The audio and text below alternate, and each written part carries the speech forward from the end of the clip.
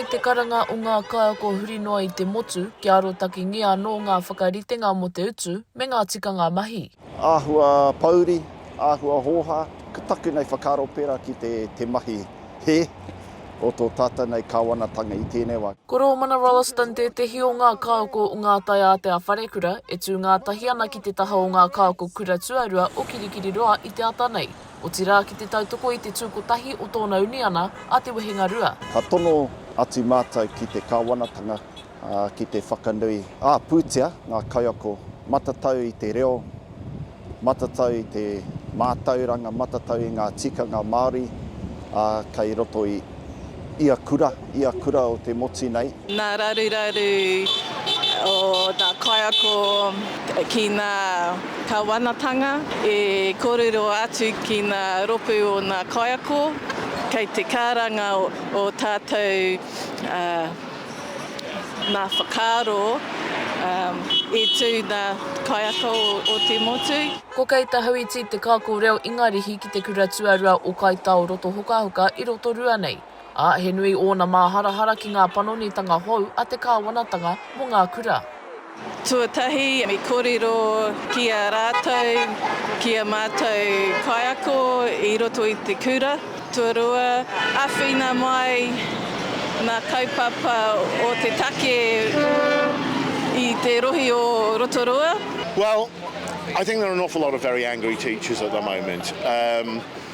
We've spent the last 2 years on a pay equity claim, and us and 33 other professions which are female dominated. If you have a look around, you'll see that this is definitely a female dominated profession, and the government has essentially turned around and said, no, that's not going to happen.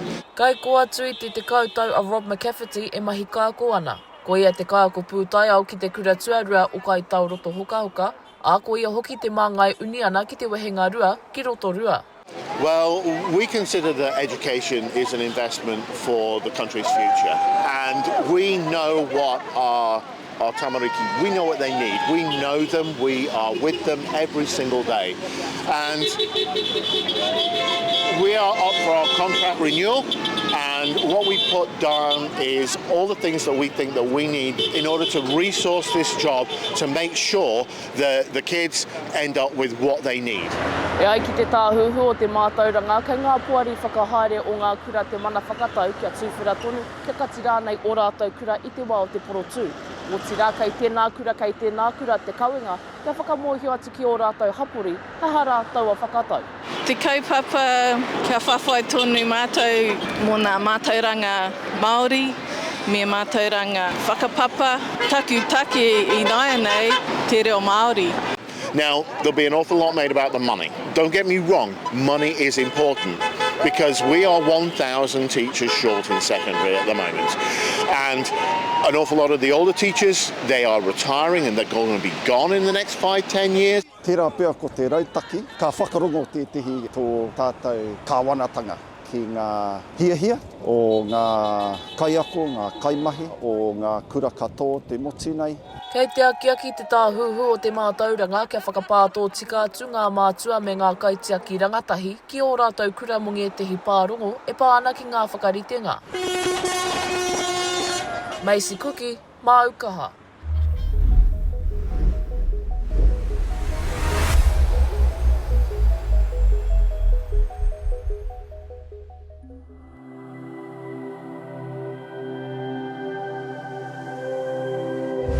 Ko te reo, te take.